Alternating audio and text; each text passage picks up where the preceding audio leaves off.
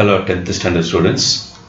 நம்ம Tamil Nadu state board class 10ஓட mathematics புக்கில் இருந்து இந்த வருஷம் நீங்கள் 2024-25 அடுத்த மாதம், அதாவது மார்ச் மாதம் நீங்கள் எழுத போகிற அரசு பொதுத் தேர்வுக்கு 2 மார்க் கொஷின்ஸு, அதே மாதிரி 5 மார்க் கொஷின்ஸ் இதெல்லாம் இம்பார்ட்டண்ட்டோ அதெல்லாம் இங்கே நம்ம ஒரு கலெக்ஷனாக கொடுத்துருக்கோம். இந்த வீடியோவில் 2 மார்க் கொஷின் மட்டும் தான் சொல்லியிருக்கிறேன். இந்த 2 மார்க் கொஷின் எப்படி எடுத்துக்கணும்னு பார்த்தீங்கன்னா, அதாவது ஒவ்வொரு சாப்டர் வைஸும் ஒவ்வொரு சாப்டர்லையும் சாப்டர் 1 ரிலேஷன்ஸ் அண்ட் ஃபங்க்ஷன்ஸ் சொன்னால் அதில் முதல்ல எக்ஸாம்பிள் கொஷின்ஸ் 2 மார்க்கில் இதெல்லாம் கேட்கறதுக்கு வாய்ப்பு இருக்கும். அந்த எக்ஸாம்பிள் கொஷின்ஸை கொடுத்துருப்போம். அதுக்கப்புறமா எக்ஸாம்பிள் கொஷின்ஸுக்கு அப்புறம் எந்த கொஷின்லாம் எக்ஸசைஸில் கேட்பாங்களோ அதை நம்ம லிஸ்ட் அவுட் பண்ணியிருப்போம். இப்போ இங்கே பார்த்தீங்கன்னா எக்ஸாம்பிள் நம்பர், கொஷின் நம்பர் எல்லாமே கம்ப்ளீட்டாக அப்படியே கொடுத்துருக்குறோம். இதை நீங்கள் புக்கில் மார்க் பண்ணிக்கோங்க. புக்கில் மார்க் பண்ணிவிட்டு ஒவ்வொரு கொஷினையும் தனியாக ஒரு நோட்டில் வந்து ஒர்க் அவுட் பண்ணி பாருங்கள். ஏற்கனவே உங்கள் ஸ்கூலில் டீச்சர்ஸ் நடத்தியிருப்பாங்க. அந்த கொஷினை இந்த ஆர்டரில் நீங்கள் ஒர்க் அவுட் பண்ணி வச்சுக்கோங்க. இப்போயே ஒர்க் அவுட் பண்ணி பார்த்துட்டிங்கன்னா ஒரு முறை ஒர்க் அவுட் பண்ணி நோட்டில் போட்டிங்கன்னா திரும்ப அதை நீங்கள் பார்க்கறதுக்கு உங்களுக்கு ஈஸியாக இருக்கும். அது எக்ஸாமினேஷன் டைமில் ரிவைஸ் பண்ணுறதுக்கும் சுலபமாக இருக்கும். இப்போ இங்கே இந்த லிஸ்ட்டில் கொடுத்துருக்க ப்ராப்ளம் இம்பார்ட்டன்ட் நாங்கள் செலக்ட் பண்ணியிருக்கிறோம். அதாவது எந்த ஒரு மேத்ஸ் டீச்சராக இருந்தாலும் 2 மார்க்கில் எது கேட்கலாம் அப்படின்னு அவருக்கு தோணும்போது இந்த மாதிரி கொஷின்ஸ் தான் அவங்க செலக்ட் பண்ணுவாங்க. அந்த கொஷின்ஸை நமக்கு கொடுத்துருக்குறோம். நீங்கள் என்ன பண்ணுங்கள், இது எல்லாத்தையும் புக் எடுத்துக்கிட்டு அந்த புக்கில் இந்த கொஷின் நம்பரெல்லாம் டிக் பண்ணிக்கோங்க. கொஷின் நம்பர்லாம் டிக் பண்ணிவிட்டு அதை வரிசையாக நீங்கள் ஒர்க் அவுட் பண்ணி பார்க்கணும். சரி, இப்போ இதெல்லாம் 2 மார்க்கில் கேட்பாங்கன்னு நம்ம சொல்லியிருக்கிறோம். ஸோ அவ்வளோதான். ஏன்னா ஒரு ஸ்டெப் 2 ஸ்டெப்பு மேக்ஸிமம் ஒரு 3 ஸ்டெப் 4 ஸ்டெப் கூட முடிஞ்சிடும். அதனால் ரொம்ப பெரிய ப்ராப்ளங்கள்லாம் இது எதுவுமே கிடையாது. 2 மார்க்குக்கு கரெக்டாக கொடுத்துருக்குறோம். இப்போ இந்த இங்கெல்லாம் இந்த எக்ஸாம்பிள் 2.26ல் கொடுத்த மாதிரி நம்பர்ஸ் எப்படி வேணும்னு சேஞ்ச் பண்ணலாம். மெத்தடை முதல்ல நீங்கள் கான்செப்ட் என்ன, ஏபின்னா என்ன அப்படின்ற கான்செப்டை பேஸ் பண்ணிவிட்டு நம்ம போடணும். அதனால் ஒரு ப்ராப்ளம் போட்டிங்கனாலும் அடுத்த ப்ராப்ளம் இதே மாதிரி கேட்டால் நம்ம ஒர்க் அவுட் பண்ணுறது ரெடியாக இருக்கணும். இங்கே கூட பார்க்கலாம். அந்த 2.55ல் ஃபைண்ட் த சம் ஆஃப் கொடுத்து 40 டேர்ம்ஸ் கொடுத்துருக்காங்க. அது மாற்றி கூட கேட்கலாம்.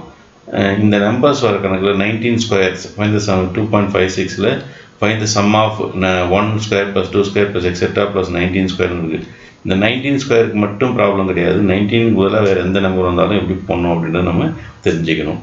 ஸோ ஃபஸ்ட் நீங்கள் என்ன பண்ணணுன்னா, இந்த ப்ராப்ளங்களை இந்த நம்பருக்கு இல்லையா சீரியல் நம்பர், இந்த நம்பர் ப்ராப்ளத்தை என்ன பண்ணணும், நீங்கள் புக்கில் மார்க் பண்ணிக்கோங்க. மார்க் பண்ணிவிட்டு வரிசையாக ஒர்க் அவுட் பண்ணிகிட்டே வாங்க.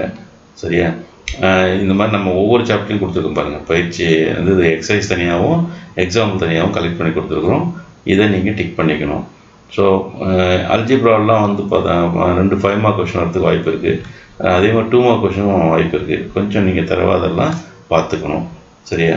இங்கே இந்த கொஷின்ஸ் அப்படியே பார்த்துட்டே வாங்க. பார்த்துட்டே இது என்ன பண்ணணும், நீங்கள் உங்கள் புக்கில் கட்டாயம் மார்க் பண்ணிக்கோங்க.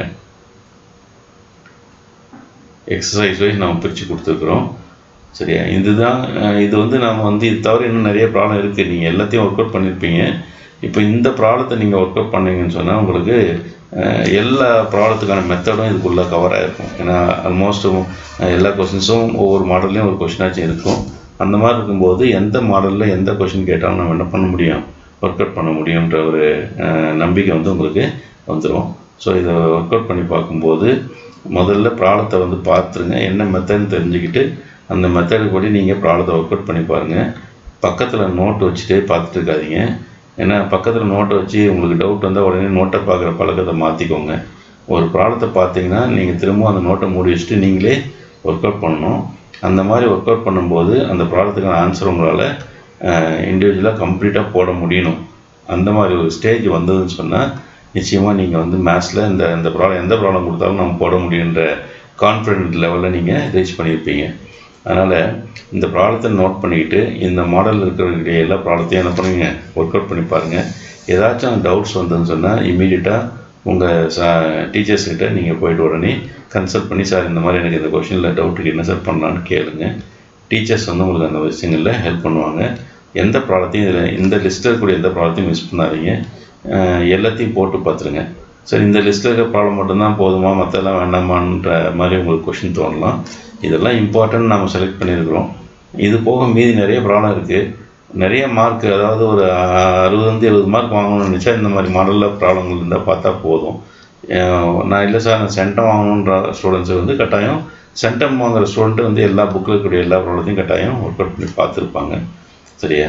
இப்போ இந்த ப்ராப்ளங்களை போடும்போது நமக்கு எல்லா கணக்கான மெத்தடும் உள்ளே அடங்கியிருக்கும். ஸோ அப்போ நீங்கள் ப்ராப்ளம் எத்தனை ப்ராப்ளம் போடுறது முக்கியம் இல்லை, அந்த ப்ராப்ளத்துக்கு கான்செப்ட் மைண்டில் வச்சுட்டிங்கன்னா அதே மாதிரி ப்ராப்ளம் மாற்றி கேட்கும்போது நம்ம என்ன பண்ண முடியும், நம்மளால் ஒர்க் அவுட் பண்ண முடியும்.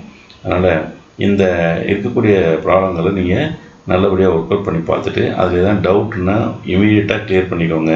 ஃப்ரெண்ட்ஸ் உட்காந்து டிஸ்கஸ் பண்ணுங்கள். அதுதான் வந்து பேர் குரூப் வந்து டிஸ்கஸ் பண்ணுறது ரொம்ப நல்லது. ஃப்ரெண்ட்ஸோடு டிஸ்கஸ் பண்ணிவிட்டு அந்த மெத்தடை கிளியர் பண்ணிக்கோங்க. ஒவ்வொரு ப்ராப்ளத்தையும் எப்படி போடணுன்ற மெத்தடை சொல்லி போட்டு பாருங்கள்.